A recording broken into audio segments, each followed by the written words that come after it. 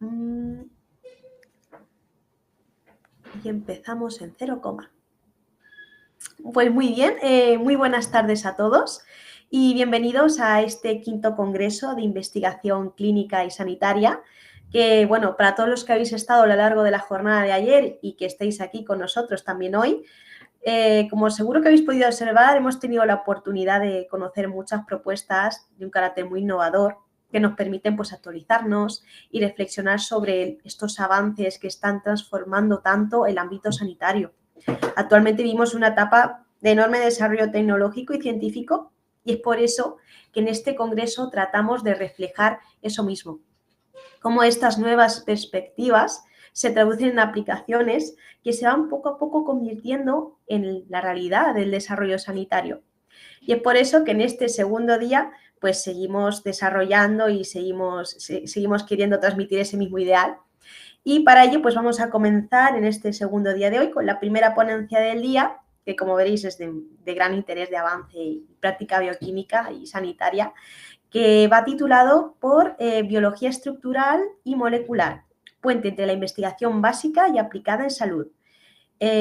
Una sesión que además viene impartida por toda una experta de referencia en este campo, que es la doctora Cristina Yunta Llanes, profesora de la Universidad de La Laguna, perteneciente al Departamento de Bioquímica, Microbiología, Biología Celular y Genética, en el área de Bioquímica y Biología Molecular. Muy buenas tardes, Cristina. Hola, buenas tardes a todos. ¿Qué tal? Nada, muchísimas gracias por sacar aquí un ratito para nosotros. Y dicho esto, pues como veo que ya tienes la presentación preparada, decir únicamente a todos los congresistas que están ahora conectados que aprovechéis, que realicéis vuestras preguntas, vuestros comentarios y las comentaremos todas al final de la sesión, ¿vale? Dicho esto, cuando quieras, Cristina. Bueno, antes de empezar, quería agradecer al comité organizador del Congreso, darme la oportunidad un poco de pues explicar cómo la biología estructural y la biología molecular realmente sí que tienen un impacto en todo lo que se hace o en una buena parte de lo que se está haciendo y cómo la investigación básica pues tiene una aplicación directa en la clínica y en la salud, pues tanto a nivel individual como de poblaciones. Teniendo esto en mente, pues bueno, quizás lo primero que habría que hacer es entender qué es eso de investigación básica. Pues la investigación básica es aquella que lo que hace es generar un conocimiento nuevo sin un interés previo de aplicar de manera inmediata este conocimiento que se ha generado. Realmente lo que hace es sentar las bases para que a partir de este conocimiento, de estos hallazgos, la investigación aplicada recoja el guante y pueda ya elaborar una respuesta a un posible problema. Realmente, si nosotros comparamos la investigación básica con la investigación aplicada, podríamos decir a grandes rasgos que la investigación básica nos va a responder por qué o cómo ocurren las cosas, mientras que la investigación aplicada realmente lo que va a hacer es explicarnos para qué vamos a poder explicarnos o ayudarnos a entender para qué podemos utilizar ese conocimiento que ya se ha generado. Teniendo todo esto en cuenta, tenemos que pensar en la investigación como un proceso continuo. La investigación no es un fin en sí mismo, aunque muchas veces nosotros, los investigadores de investigación básica, a veces puede ser que perdamos ese foco, sino que se trata de un proceso continuo que intenta conectar el descubrimiento a nivel molecular hasta la aplicación terapéutica o preventiva. Y básicamente esa es la idea que tengo yo hoy, que os quedéis con esta idea del continuo que realmente es la investigación. Esta diapositiva puede a lo mejor parecer un poco complicada, yo desconozco el background que tenéis vosotros, pero realmente lo único que quiero ejemplificar es la importancia que tiene la relación estructura-función. Estos GIFs que veis aquí, realmente los uso muchísimo en las clases, normalmente de manera rutinaria, para explicar este concepto que es tan importante y clave en el ámbito de trabajo en el que yo me muevo. El de la parte superior representa la estructura del diamante, mientras que el de la parte inferior representa la estructura del grafito. Si nosotros analizamos desde un punto de vista químico ambas sustancias, sabemos que son carbono puro, ¿vale? En los dos casos. Y sin embargo, cuando pensamos en las propiedades de estos compuestos, decimos, uy, el diamante. El diamante realmente es un compuesto muy duro, mientras que el grafito no lo es. Uno de ellos es buen conductor de la electricidad, mientras el otro no lo es. Uno es un buen conductor térmico, mientras el otro no lo es. Y entonces aquí es donde realmente nos conecta la cabeza y dice, bueno, pero si químicamente son todos carbono, ¿qué es lo que está pasando? Pues claro, esas diferencias que se manifiestan como diferentes propiedades químicas vienen dadas por la posición relativa de estos átomos y las conexiones que hay entre ellos. Por lo tanto, se puede decir que las diferencias en la estructura tridimensional de las moléculas van a llevar apareadas una serie de propiedades físicas que van a diferenciarlas. Y lo mismo que pasa con el diamante y el grafito pasa con las biomoléculas, con las moléculas de la vida. Y es que el conocimiento a nivel bioquímico de biología molecular o estructural nos puede capacitar para hacer diseños racionales que pueden tener un impacto muy importante en biomedicina y en salud. Realmente la combinación de aspectos funcionales y estructurales nos van a permitir, por ejemplo, y es alguno de los ejemplos que os voy a traer después a continuación, el desarrollo de principios activos o incluso de enzimas mejoradas. En resumen, podemos asumir o partir de la premisa que esta investigación básica no se queda en el laboratorio o no se debería quedar en el laboratorio, puesto que es la base que transforma la investigación en soluciones reales que van a tener un impacto ya sea a nivel individual o a nivel de población. Para poder ejemplificar un poco mejor todo esto que os voy contando, he decidido utilizar dos casos. El primero de ellos relacionado con la resistencia a insecticida la resistencia metabólica a insecticidas en vectores transmisores de enfermedades infecciosas. Y el segundo, el estudio de enfermedades metabólicas en el caso concreto de la hiperoxaluria primaria tipo 1. ¿Por qué he cogido estos dos ejemplos y no otros? Bueno, pues porque son proyectos en los que llevo trabajando o he trabajado durante bastante tiempo y bueno, pues me es bastante sencillo desgranar un poco qué es lo que pasa en estos contextos. El primero de ellos, como os decía, la resistencia a insecticidas. Damos un pasito para atrás y nos planteamos por qué realmente es importante esto de la resistencia a insecticidas y por qué la gente estudia esto. Bueno, primero, pues porque es un tema bastante importante a nivel global en el sentido de que el 17% de las enfermedades infecciosas en el mundo son transmitidas por vectores.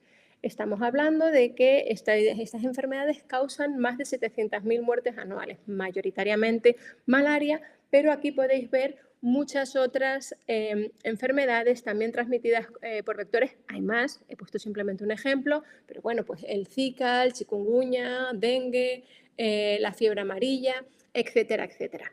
Si nos fijamos en el mapa, vemos que existe una distribución bastante clara que afecta al anillo tropical y subtropical. ¿Por qué? Pues porque por condiciones de temperatura y humedad, la presencia de estos vectores es permanente a lo largo de todo el año. Sin embargo, debido al cambio climático y la globalización, estos vectores se han ido expandiendo a zonas templadas. Por ejemplo, he echado un vistazo en la cuenca del Mediterráneo, como ciertamente pues empieza a aparecer ya pues, mayor número de enfermedades transmitidas por vectores. Además, esta distribución lleva de la mano una serie de determinantes sociales como son la pobreza, la falta de saneamiento y la limitación de acceso a los servicios de salud. Es cierto que se pueden combatir estas enfermedades y hay muchas estrategias para combatir estas enfermedades. Una de ellas es la lucha contra los vectores. ¿Vale? ¿Por qué? Porque si nosotros matamos al vector, normalmente pues mosquitos, porque es con lo que yo más he trabajado, vamos a interrumpir la transmisión de la enfermedad. Aquí tenéis una gráfica donde pues, vemos cómo va aumentando el número de casos de malaria anuales hasta que se lleva a cabo una intervención con medidas de control que son normalmente el uso de mosquiteras tratadas con insecticidas o el rociado residual intradomiciliario. Vemos cómo cuando se empiezan a aplicar estas estrategias, los casos de malaria descienden notablemente. Los insecticidas empleados en el control de vectores permitidos por la Organización Mundial de la Salud son piretroides, en el caso de las mosquiteras, y carbamatos, organofosfatos y organoclorados, en el caso de la resistencia residual intradomiciliaria, el rociado residual intradomiciliario. Si bien es cierto, pese a que estas medidas de control son eficientes, existe todavía un aumento en la incidencia, o sea, la enfermedad sigue persistiendo. ¿Por qué pasa esto? Debido a la resistencia a insecticidas. El problema es tan grave que la Organización Mundial de la Salud ha organizado un plan de respuesta para el control de vectores, que de hecho está puesto en marcha hace ya unos años y sigue en desarrollo. Este plan de respuesta se basa en dos pilares fundamentales. El primero, mejorar la capacidad de control de vectores, ¿vale? Y los medios que existen para ello. ¿Cómo se hace esto? Pues identificando cuáles son las causas de resistencia y monitorizar cómo van evolucionando en el tiempo. Hay 4 mecanismos de resistencia fundamentales: el de la resistencia a la diana, resistencia de comportamiento, resistencia por penetración reducida y la resistencia metabólica, que es la que nos ocupa un poco hoy para el ejemplo que quiero mostraros. Realmente lo que está sucediendo es que aún hay un aumento de la detoxificación de estos insecticidas. Si el insecticida es detoxificado, ya no puede llevar a cabo su función y no va a matar al mosquito, al vector de turno. Pues bien, el segundo de los pilares viene muy de la mano de este primer pilar fundamental. Realmente este segundo fundamento lo que pretende, lo que busca es aumentar la investigación básica, la investigación aplicada, así como la innovación. ¿Cómo? Pues desarrollando herramientas diagnósticas y nuevos principios activos. Y aquí de nuevo el conocimiento tanto funcional como estructural suponen una herramienta fundamental. ¿Por qué? Porque como veis aquí, y no voy a entrar en detalle porque asumo que no sois especialistas en biología estructural, aquí lo que realmente se ve es cómo la orientación del insecticida en el centro activo de la enzima detoxificadora varía, y en función de eso pues podemos predecir si ese insecticida va a ser degradado, va a ser metabolizado o no. Y de la misma forma hemos desarrollado unas herramientas y unas estrategias funcionales que nos permiten, sobre todo en las primeras fases de diseño de nuevos insecticidas, identificar posibles riesgos de resistencia cuando lo comparamos con datos que ya tenemos. ¿Elucidar los mecanismos moleculares de esta resistencia metabólica es fácil? Pues no, no lo es. ¿Por qué? Pues porque realmente las familias multigénicas son un problema complicado de abordar. Normalmente las familias implicadas en detoxificación son las citocromos P450, las glutationes-transferasas y las esterasas. En conjunto podríamos estar hablando de lo que se conoce como complejo molecular de resistencia metabólica. Estamos hablando en torno a, pues, más, al menos, eso seguro, más de 200 enzimas. La cuestión es saber cuáles están implicadas y cómo lo hacen. Realmente nuestro grupo de investigación ha sido capaz de identificar a nivel, de nuevo, de investigación básica, hemos sido capaces de identificar una serie de P450, de enzimas citocromo P450 responsables que tienen un rol central en la detoxificación, ¿vale? Aquí tenéis algunos ejemplos, pero bueno, que sepáis que eso es una cosa que se está haciendo. Por lo tanto, como os decía, a nivel de investigación básica hemos sido capaces de identificar y caracterizar estructuralmente algunas enzimas responsables de esta detoxificación y hacer una validación bioquímica. O sea que ahora estamos en un punto en el que sabemos cómo se detoxifica ese insecticida. Toda esta información supone una herramienta muy importante porque nos va a ayudar de alguna forma a mejorar las estrategias de control. Nos va a servir para desarrollar nuevas moléculas, desarrollar nuevas mezclas para poder detectar problemas potenciales, como os comentaba, en las fases iniciales del desarrollo de insecticidas.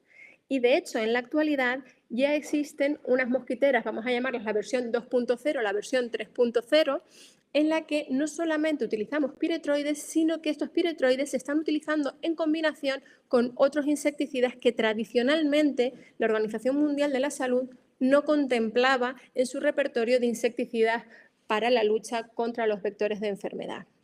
Aquí os pongo algunos ejemplos, luego hablaremos en profundidad de cada una de ellas, pero lo que tenéis que tener en cuenta es que primero la incorporación de estos nuevos principios activos ya supone un estudio previo y luego de manera aparte, en paralelo a las pruebas de campo que se están haciendo, hay que seguir investigando para, como veréis, poder hacer recomendaciones a la Organización Mundial de la Salud de qué deberían utilizar en según qué escenarios. ¿Por qué es tan importante todo esto? Porque en realidad a día de hoy ya tenemos de manera prácticamente ubicua mosquitos resistentes a lo largo y ancho del continente africano, con lo cual es un problema muy grave de salud pública al que nos estamos enfrentando. La primera de las nets, no, de las mosquiteras sobre la que vamos a hablar, es una que además del piretroide permetrina está utilizando otra molécula que se llama piriproxifeno. El piriproxifeno realmente es un análogo de la hormona juvenil que, como podemos ver en esta gráfica, sí que es capaz de ser metabolizado in vitro por P450, con lo cual eso ya hace que las alertas se disparen un poco. ¿Por qué? Porque nosotros en un mundo ideal querríamos que la molécula que estemos usando no sea metabolizado por enzimas que detoxifican, ¿vale? ¿Por qué? Porque ya os he dicho que si hay detoxificación, lo que va a pasar a continuación es que el principio activo pues no está haciendo su función. Con lo cual, el hecho, como veis, que en una buena parte de las enzimas que hemos analizado, estas enzimas core que están sobreexpresadas en mosquitos resistentes, vemos que sí que son capaces de metabolizar. Ahora, la cuestión es, ¿existe de alguna forma inhibición del metabolismo de un principio activo con respecto al otro? Es decir, ¿existe efecto inhibitorio del piriproxifen sobre el metabolismo de la permetrina o al revés? ¿Esto pasa? Pues sí, la respuesta es que sí, que realmente como la enzima que está metabolizando es exactamente la misma, en los centros activos, ¿vale? Estas dos moléculas están peleando por el centro activo, hay una competición y entonces, pues bueno, si se está metabolizando uno, no se está metabolizando el otro, con lo cual, pues bueno, esto es algo interesante a tener en cuenta. En cualquier caso, es importante saber que la permetrina parece que está inhibiendo más el metabolismo del piriproxifen que al revés. A nivel aplicación de campo, el experimento, vamos a llamarlo definitivo, fueron los bioensayos que hicimos en el laboratorio con mosquitos multiresistentes y vimos que había bajo nivel de resistencia al piriproxifen. ¿Buena noticia? Por supuesto. Hemos visto que el uso de piriproxifen en las nets acorta la vida y reduce la capacidad reproductiva de los mosquitos, con lo cual es una noticia buenísima. ¿Recomendaríamos el uso, con toda la información que tenemos, recomendaríamos el uso de estas mosquiteras? Sí, por supuesto hay que seguir recabando información, pero la respuesta es sí. La siguiente de las nets que vamos a analizar incorpora el clonfenampir. El clonfenampir realmente no es un insecticida, es un proinsecticida. ¿Qué quiere decir esto? Que necesita ser activado, ¿vale?, para convertirse en un metabolito tóxico. En este caso, como veis aquí en la imagen, lo que le pasa al clonfenampir es que sufre una dealquilación y se convierte en el tralopiril, que realmente es el componente tóxico. Aquí lo que os quiero mostrar es a nivel estructural cómo encaja, ¿vale?, el clonfenampir en el centro activo para que esta dealquilación se produzca de manera eficiente. En este caso hay que tener cuidado porque lo que realmente queremos es que las P450 produzcan esta dealquilación y sí que conviertan a este proinsecticida en el metabolito tóxico. Aquí podéis ver cómo solo algunas de las enzimas son capaces de metabolizar, es decir, de activar en este caso el proinsecticida. Con lo cual, teniendo en cuenta que estamos ante una mosquitera que tiene clonfenampir más el piretroide alfa-cipermetrina, intentamos valorar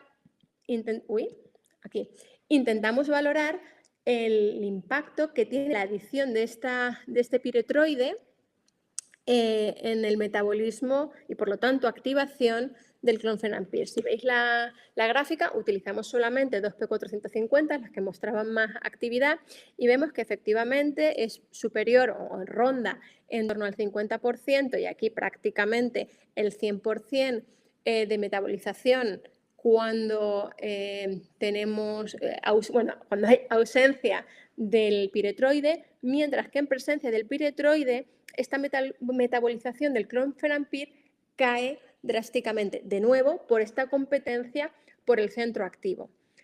¿Qué es lo que pasa? Que claro, que está muy bien, ¿vale? Que haya una competencia, pero en este caso el problema es que el hecho de que haya algo que esté inhibiendo el metabolismo del clonfenampir no es una buena noticia porque su toxicidad se ve modulada, ¿vale? Y esto es una cosa que hay que tener muy en cuenta a la hora de utilizar estas mosquiteras. El último ejemplo que os quiero poner es la incorporación del PBO. El PBO también se llama piperonilbutóxido y es un inhibidor de las P450. Es un inhibidor que realmente lo que va a hacer es evitar que el insecticida pueda ser metabolizado. Aquí tenéis unas gráficas que ejemplifican esto, en el que vemos cómo cuando tenemos PBO no hay depleción del insecticida, mientras que en ausencia del PBO el insecticida sí que cae, ¿vale? Entonces, ¿tiene ventajas? Por supuesto. ¿Qué ventajas tiene incorporar el piperonilbutóxido en estas NETs? Que va a bloquear la capacidad de las P450 para detoxificar los piretroides deltametrina y permetrina, que son con los que a nivel comercial están presentes en las NETs, que además son los piretroides de uso más extendido y que además son probablemente para los que más resistencia haya detectada hoy en día. ¿Tiene inconvenientes? También. ¿Qué inconvenientes? Que si yo pongo PBO se bloquea la capacidad de las P450 para activar proinsecticidas, como hemos visto en el caso anterior del clonfenampir. Además, no solamente es un proinsecticida en clonfenampir, los organofosfatos también lo son, con lo cual aquí hay un problema razonablemente grave. Cualquiera de estos tres compuestos necesitan ser metabolizados hasta su forma oxón, que es la forma tóxica, que se une a la acetilcolinesterasa de manera irreversible, provocando una acumulación de acetilcolina que hace que al final el mosquito acabe muriendo. Entonces, ¿qué es lo que pasa? ¿Cuál es nuestra recomendación? De hecho, es la recomendación que la Organización Mundial de la Salud está haciendo en estos casos, pues que este tipo de mosquiteras no se pueden emplear o no se deben emplear en aquellas zonas en las que las mosquiteras estén usándose en combinación con rociado residual intradomiciliario de proinsecticidas, tipo organofosfatos o clonfenampir, que también se está utilizando en rociado residual intradomiciliario. Realmente, si damos un pasito para atrás y vemos de manera global o en conjunto qué es lo que hemos hecho, es pues hemos ido caminando desde el conocimiento más básico a cómo este conocimiento puede ser empleado para desarrollar una serie de aspectos que permitan la traslación de este conocimiento. Podemos dar recomendaciones al respecto de usos de insecticidas. Podemos diseñar o contribuir al diseño de nuevos principios activos. Podemos incorporar nuevos principios activos en las medidas de control que se están poniendo en marcha o que ya están puestas en marcha en las últimas décadas. Y además predecir el efecto de dicha incorporación. Y esto en lo que tiene que ver en cuanto a resistencia a insecticidas. El segundo de los casos que yo os quería comentar hoy, que a lo mejor podéis sentir quizás más cercano. El otro era muy pues, de salud pública y resistencia y control de vectores, ¿vale? Que a lo mejor es un poquito menos, os toca a lo mejor un poco más de lejos. He querido también incorporar esto, pues porque a lo mejor sí que lo se podéis sentir un poco más cercano, porque es una enfermedad humana, una enfermedad metabólica humana, pues que afecta, aunque es una enfermedad rara, afecta a muchas personas.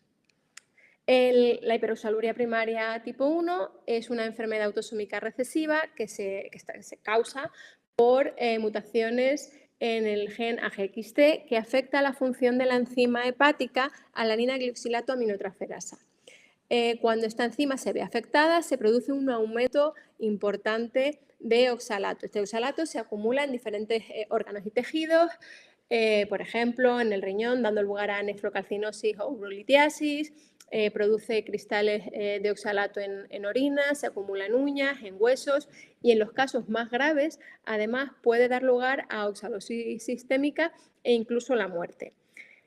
A día de hoy no hay una cura para esta enfermedad y el tratamiento actual se basa fundamentalmente en 3 vertientes. Por una parte, medidas de soporte, pues controlando la ingesta de líquidos y utilizando inhibidores para la cristalización, la suplementación con vitamina B6, la piridoxina, que es el precursor del piridoxalfosfato, el cofactor de la enzima, que es parcialmente útil, no es útil 100% y no en todos los genotipos, sino en algunos de los genotipos de la hiperoxaluria primaria tipo 1 y el trasplante hepático y o renal, que solamente se hace en casos avanzados y ya cuando pues, los fallos orgánicos son severos. ¿Por qué? Porque al final hay mucha, la tasa de morbilidad y de mortalidad pues, es bastante elevada. Siguiendo el mismo planteamiento que hemos estado viendo para el caso anterior, bueno, pues realmente la investigación básica lo que va a hacer es, de primeras, intentar caracterizar e identificar la función de esta enzima, pues cómo se comporta, detectar nuevas mutaciones, caracterizarlas, bueno, conocer por conocer. Y además, bueno, pues identificar a lo mejor otras dianas que aunque no estemos pensando en esto en este momento, que pudieran ser dianas terapéuticas, pero sin realmente intentar buscar soluciones de manera inmediata a un problema real. La investigación aplicada coge todo ese conocimiento y lo transforma en un planteamiento en el que ya se están buscando estrategias. Y bueno, luego, por supuesto, se desarrolla y en el caso de la hiperoxaluria primaria estaríamos hablando de estrategias emergentes e innovadoras, en algunas pues, que están aprobadas, otras en ensayos clínicos y preclínicos. Aquí os he puesto las que están más avanzadas. Yo en estas concretamente no he participado, pero me parecía relevante que lo tuvierais ahí presente. Con respecto a la investigación básica, como os decía, fundamentalmente lo que se está haciendo es identificar y caracterizar las enzimas, intentar entender qué es lo que está pasando, cómo está pasando, ¿vale? Recordad que la investigación básica nos dice cómo, qué, ¿vale? Pues intentar entender qué es lo que pasa, por qué pasa, o sea, intentar tener toda esta información que es muy relevante en realidad para, ya veremos después, aplicación clínica. Por ejemplo, el caso que os pongo, y sin querer entrar en detalle, porque de nuevo no sois biólogos estructurales y no es lo que nos importa, bueno, pues que sepáis que en la hiperoxaluria primaria hay una mutación que está muy bien caracterizada, ¿vale? Es la más abundante a nivel internacional, que es un cambio de una glicina por una arginina en la posición 170 de la mutación, que cuando se da en un contexto de lo que se llama, y no vamos a ponernos a definir ahora, pero en el contexto del haplotipo menor de la proteína, lo que pasa es que esta enzima, que en humanos es peroxisomal, pasa a la mitocondria, ¿vale? Se produce un mistargeting. Y pues en el hospital donde yo trabajaba éramos hospital de referencia en España para esta enfermedad. Entonces, bueno, pues cada vez que había sospechas se nos mandaba a una muestra de pacientes para analizarla y descubrimos una nueva mutación. Bueno, descubrimos una nueva mutación y dijimos, bueno, pues, ¿qué pasará? Y entonces intentamos hacer una predicción del efecto de esta mutación. Cuando analizamos con la estructura, con toda la información estructural que nosotros ya teníamos, dijimos, hombre, y qué es lo que veis en este panel de aquí, pero que no voy a entrar en detalle, dijimos, hombre, aquí realmente podría haber cierto paralelismo y podría ser que esta mutación también produjera un mistargeting a la mitocondria que derivara la proteína, en lugar de estar en el peroxisoma, a ir a la mitocondria. Bueno, pues vamos a ver si esto es verdad. ¿Y qué es lo que hicimos? Bueno, pues intentamos ver si esto realmente estaba pasando. ¿Cómo lo hicimos? Con inmunofluorescencia, con un microscopio confocal. Lo que realmente hicimos fue utilizar un anticuerpo que detectara en cultivo la posición de nuestras células en un fluoróforo que fluoresce en verde, ¿vale? Luego no me sale la palabra, no me sale, bueno, da igual, un marcador metabólico para las mitocondrias, ¿vale? Que como veis fluoresce en rojo.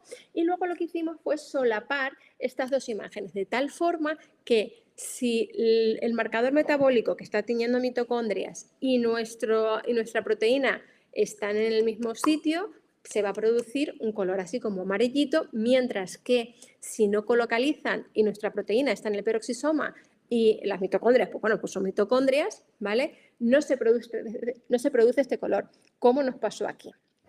Pues bueno, realmente supimos que esta mutación, predijimos y comprobamos que esta mutación causaba mistargeting en la mitocondria. ¿Por qué os digo que esto es investigación aplicada? Porque nosotros sabemos que para esta mutación que está ampliamente caracterizada, el tratamiento de elección, entre otras cosas, la ingesta de agua, etcétera, etcétera, sí que se utiliza la piridoxina, ¿vale? Entonces, la vitamina EB6 es útil en la mutación caracterizada. ¿Qué hacemos nosotros? Vale, si esta se comporta igual, vamos a darle a los pacientes también vitamina B6, porque probablemente, aunque sea de manera parcial, puede contribuir a reducir la sintomatología asociada a la enfermedad. Con lo cual, como veis, esta investigación básica en origen ha derivado a una aplicación clínica. De la misma forma, a partir de la investigación básica que nos ha permitido saber que la proteína GXT presenta señales de transporte al peroxisoma en cada uno de los monómeros, aquí veis el dímero completo, también sabemos que una mutación muy clásica en el haplotipo menor, que es, bueno, de hecho define el haplotipo menor, que es una mutación en la posición 11 de una prolina por una leucina, genera una señal que queda oculta, pero es una señal de importe a la mitocondria. ¿Por qué no toda la proteína del haplotipo menor se va a la mitocondria? Porque el haplotipo menor está definida por dos mutaciones. Esta que genera el MTS oculto, pero además por otra mutación en la posición 340 en la que se sustituye una isoleucina por una metionina y el dímero se estabiliza. ¿Qué es lo que pasa? Que esta estabilización promueve una conformación que no es compatible con el importe mitocondrial. Y entonces, bueno, aunque todo esto es investigación básica, se nos ocurrió buscarle a este conocimiento, a esta capacidad de la mutación isoleucina 390 metionina, se nos ocurrió buscarle una aplicación. ¿Qué pasaría si nosotros fuéramos capaces de estabilizar muchísimo ese dímero?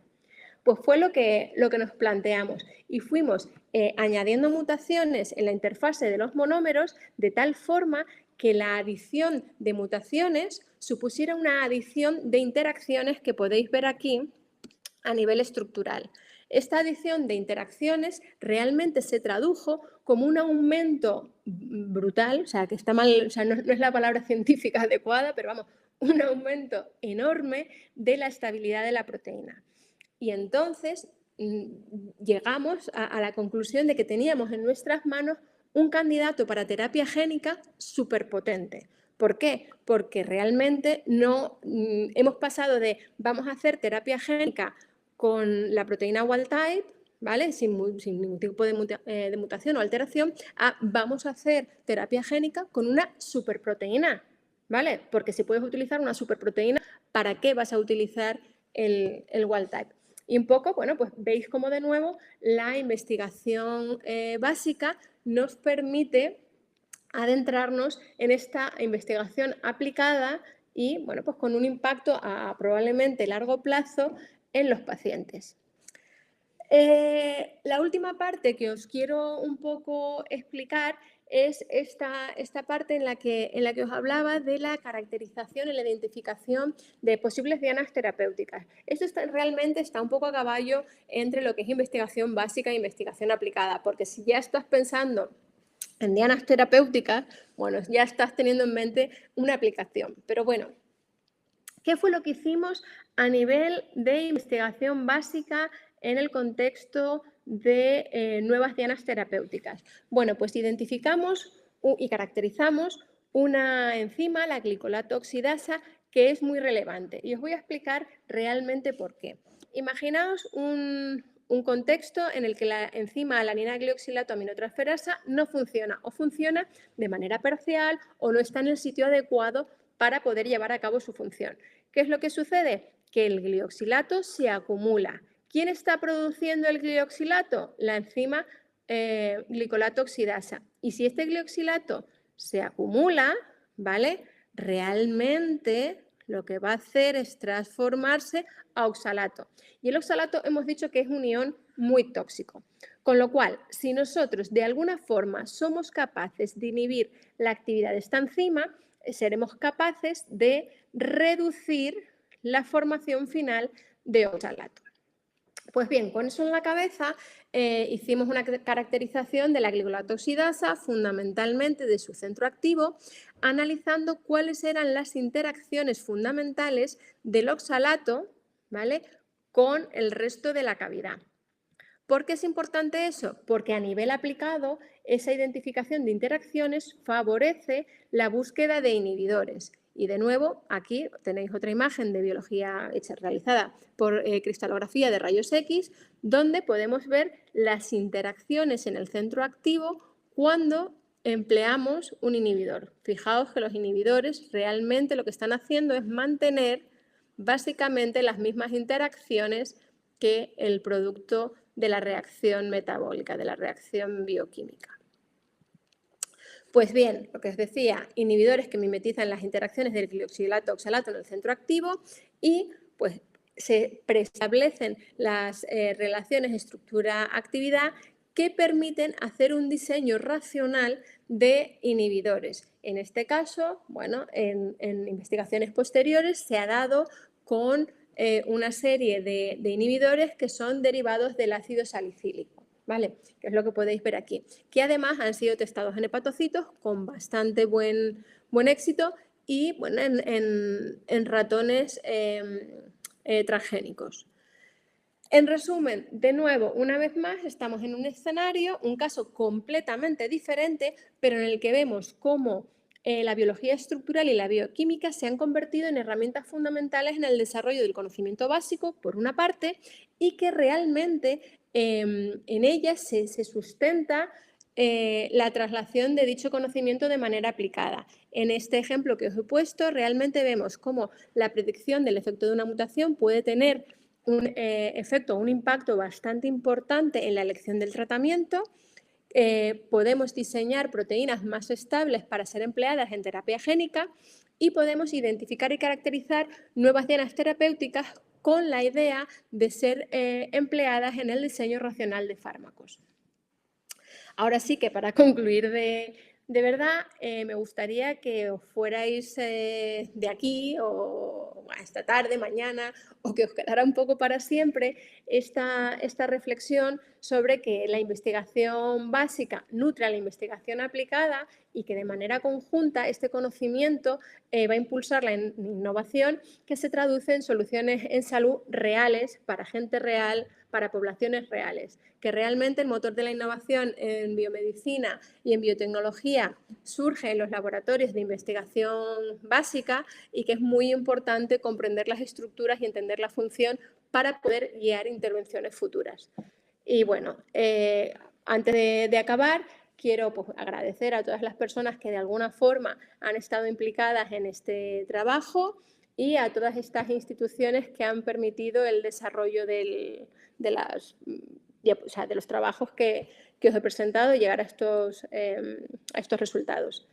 Y bueno, sin más, si tenéis alguna pregunta o queréis hacer algún comentario o lo que sea, estoy aquí a vuestra disposición.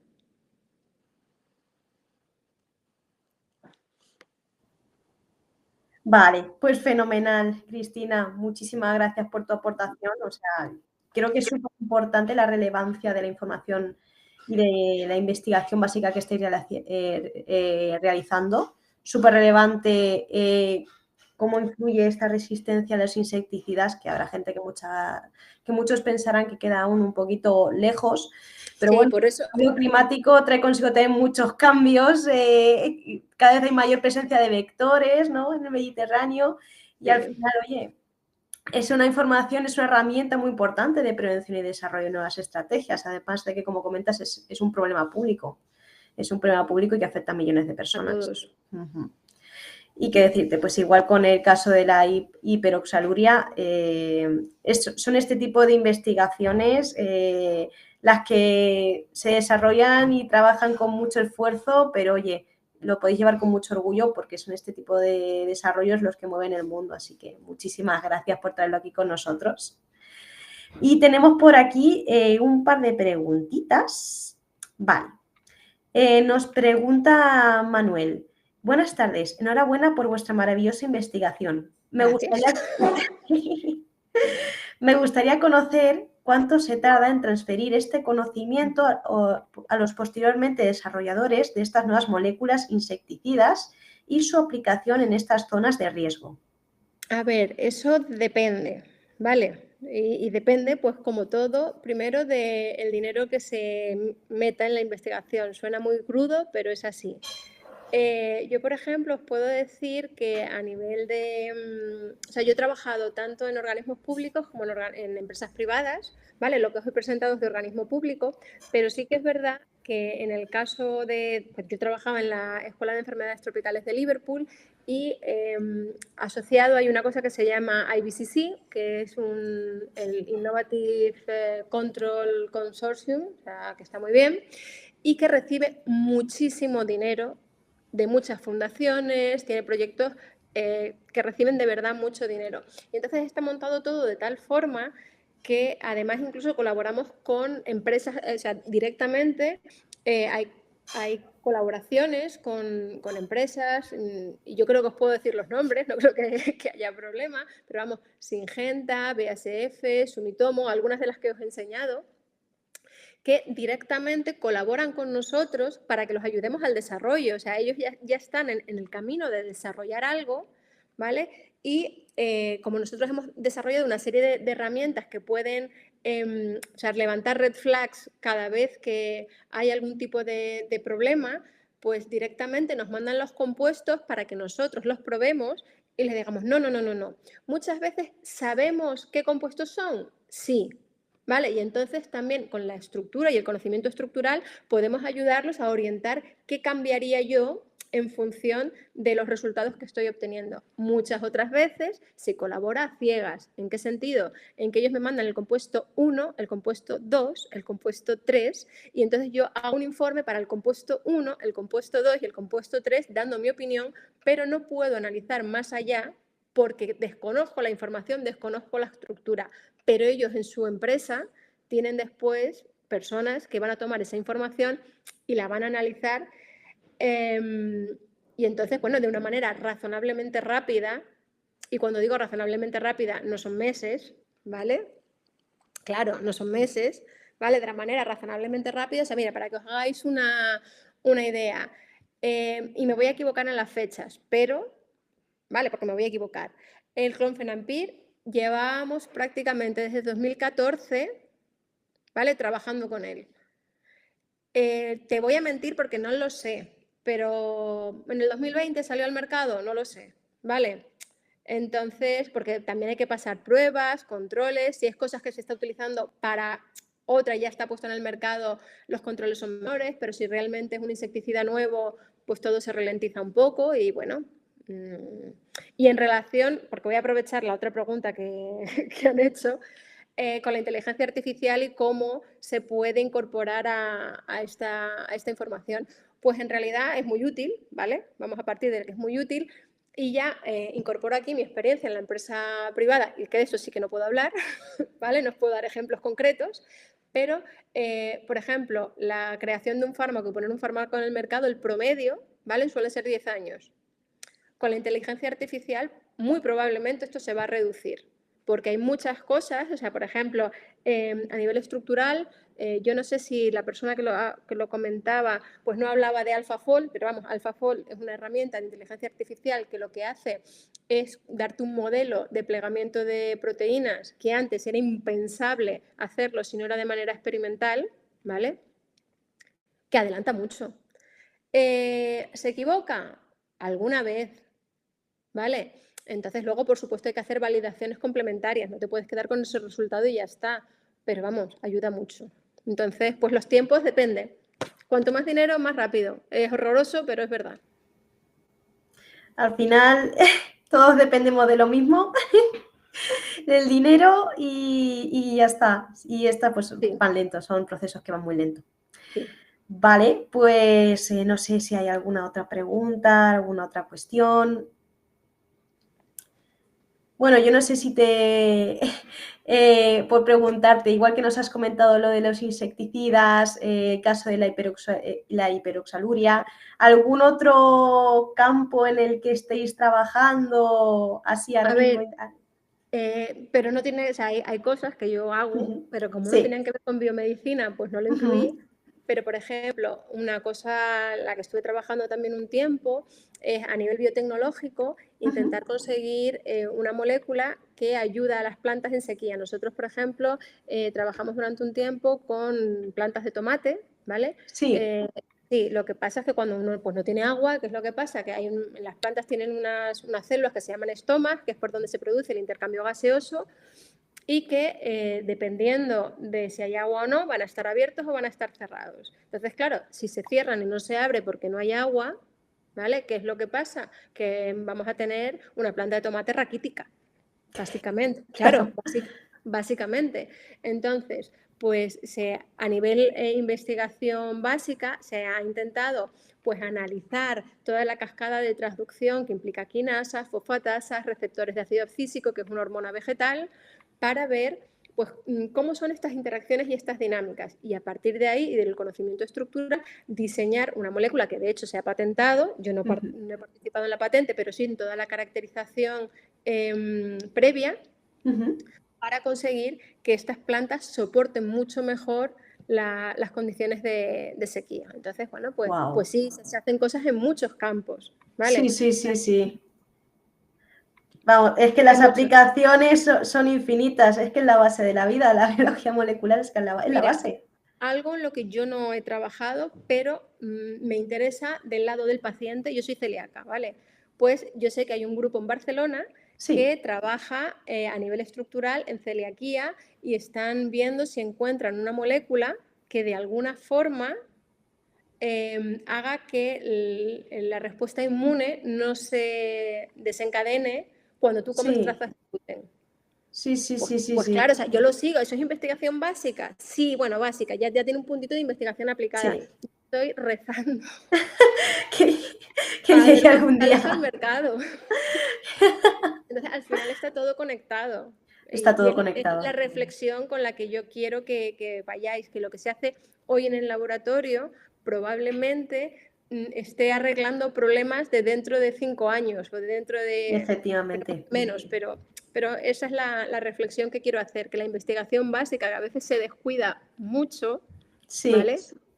Realmente es la que empieza a sembrar esa semillita para que haya soluciones para problemas que probablemente tenemos ya hoy, pero que van a ser más graves en 5 o 10 años. Efectivamente. Pues yo creo que me parece una maravillosa reflexión con la que finalizar. No sé si alguien tiene alguna otra pregunta, alguna última duda, que creo que no.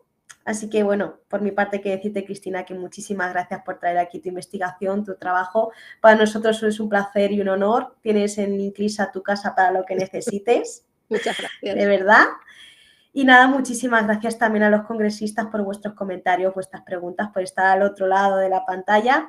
Y nada, nos despedimos ya de esta presentación. No obstante, nos vemos dentro de un ratito a las 6, que vamos a tener otra ponencia titulada Neuroimagen y Salud Mental en caso particular de la ansiedad, con el doctor Francisco Luis Rivero Pérez. Muchísimas gracias y hasta dentro de un ratito. Adiós. Hasta luego.